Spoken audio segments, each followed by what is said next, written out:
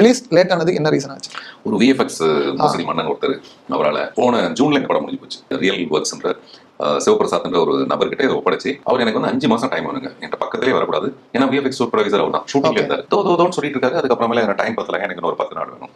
மறுபடியும் 10 நாள் நான் பயங்கரமா கத்த ஆரம்பிச்சிட்டேன். அதுக்கப்புறம் அவர் எல்லா தப்பும் என் மேலதான். அதனால என்னை வந்து செருப்பால கூட அடிக்க சொல்லுங்க, நான் பண்ணது தப்பு தான், இப்படி எல்லாம் பேசி இன்னும் பண்ணணும்னா இன்னும் 1 மாசம் ஆகுனாரு. நான் அதை அப்படியே வாங்கி கழட்டிட்டு வேற ஒரு 10 பேர் மனோஜ் பிரம்மம் சார் தெரியும், அவர் மூலமா அவருடைய ஸ்டுடியோல போட்டு போய் இதெல்லாம் கடைசி நிமிஷத்துல இந்த 3 மாசமா நான் போராடி இந்த படம் ரிலீஸ் ஆகாதது காரணமே அவர் தான். ஏப்ரல் 25ஆம் தேதி நான் போலீஸ் கமிஷனர் கிட்ட அப்பவே கம்ப்ளைண்ட் கொடுத்தேன். அப்போ எனக்கு இருந்த கோவம் மீடியாவை கூப்பிட்டு இந்த ரியல் ஒர்க்ஸ் சிவபிரசாத் இவர் மிக கேவலமானவர், அவரால் தான் என்னுடைய இந்த படம் இப்படி ஆச்சு அப்படிலாம் சொல்லணும்னு நான் நினைச்சிட்டு இருந்துட்டு அப்புறம் மனசு என்னாச்சுன்னா இப்ப நமக்கு அது வேலை இல்லை, இப்ப நமக்கு வந்து வேற வேலை இருக்கு. இப்பெல்லாம் என் மனநிலை எப்படி இருக்குன்னா, நான் தப்பு செஞ்சனோ தப்பு செய்யலையோ ஒரு நிமிஷம் நான் எனக்கா எடுத்துக்கணும்னா, இப்போ உங்க காலை தொட்டு கும்பிடணும்னு வச்சுங்க, நான் தொட்டு கும்பிட்டு போயிடுவேன்.